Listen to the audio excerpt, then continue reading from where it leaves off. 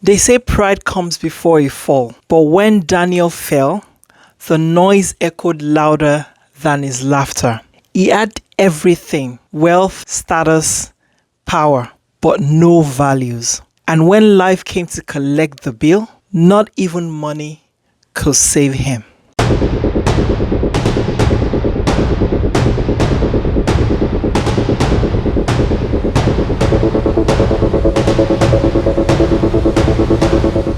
Hi, I'm Remilekun Idowu, and welcome back to our storytelling corner, where real life lessons meet suspense, reflection, and hope.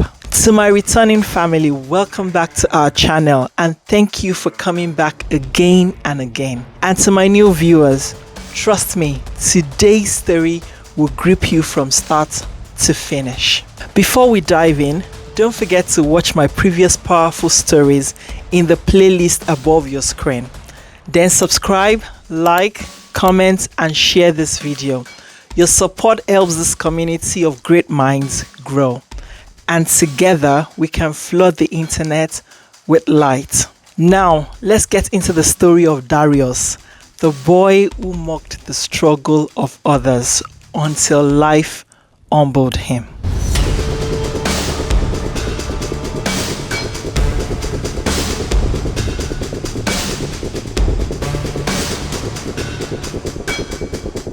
Darius was born with a silver spoon. No, a gold one. His father, a luxurious real estate tycoon, and his mother, a fashion executive. Their names made headlines. Their parties filled magazines. His closet had Gucci before he could spell it. His birthdays shut down streets. His life sparkled. But behind the glitter, something was missing: discipline. His parents were too busy building the empire. They bought his affection with things, but never taught him values. No one told him that wealth can vanish. No one taught him that arrogance isolates. And so, from a young age, Darius grew up believing he was untouchable. In secondary school, Darius became a king of ridicule. He mocked classmates for wearing faded uniforms, for repeating clothes, for eating gari in nylon bags. His favorite target, Matthew, brilliant, humble, and the son of a vulcanizer. Every teacher adored Matthew, but Darius hated the attention he got. You think carrying first changes anything? Let me tell you this for free. Power and wealth is everything. Darius would snare, earning high fives from his clique. One day, Matthew brought food in an old ice cream bowl. Darius snatched it, held it up, and shouted, "You're so unbelievable. What an animal." The class roared with laughter. But Matthew quietly packed his food and never brought lunch to school again. That was Darius' power: to break spirit with mockery. University only amplified his arrogance. He drove a customized Benz. His wardrobe looked like a runway. Lecturers who tried to discipline him, he bribed them or reported them. Girls he didn't find rich enough, he humiliated.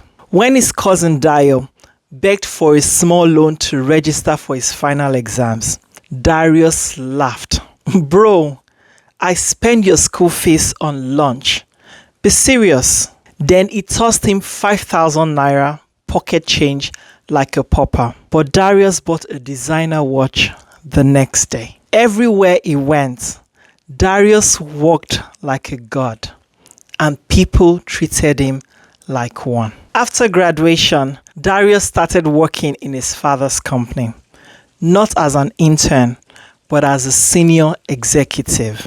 Nepotism gave him power, but not wisdom. He cancelled meetings last minute, yelled at staff, took credit for others' work, but the mask of wealth kept him rising until his father had a stroke. Overnight, Darius became the man in charge. Instead of humility, he doubled down. He approved shady deals, took inflated loans, lied to investors at press conferences. He fired anyone who questioned him.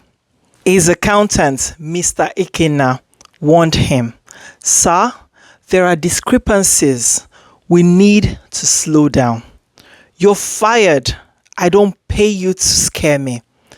And just like that, Ikena left. Soon, a scandal exploded.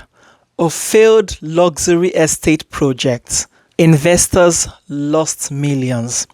The audit trail pointed straight at Darius. Then the world he mocked turned on him. His mother was arrested for tax fraud tied to his project. The press feasted on his downfall. His friends, they vanished. The girls who once paraded him blocked him. The same crowd that once laughed at his joke now laughed at his ruin. Desperate, Darius reached out to Matthew, the boy he once emulated. "Math, please, I need legal counsel.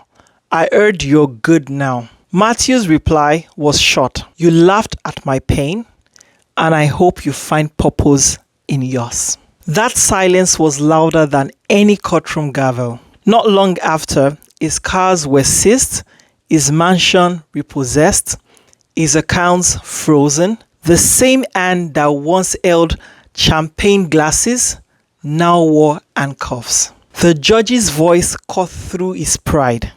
5 years in prison for fraud and embezzlement. And in the cold nights of prison, when the noise of the world was gone, the echoes returned. Not cheers, but the laughter he once used to crush others.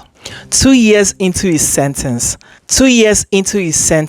Darius wrote a letter to the people I once laughed at.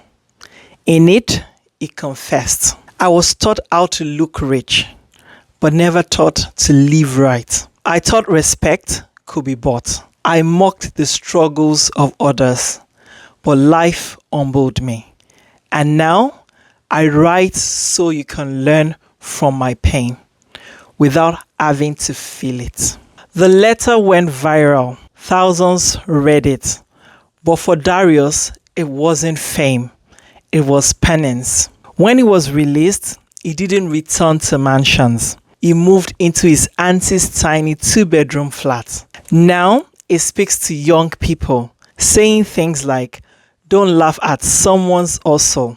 Arrogance is expensive, and life would always send the bill." Darius' story is not just about wealth or failure. It's about pride. Pride makes you believe you're untouchable. Pride makes you mock others from the tower you have built. But when the tower falls, it makes the loudest noise.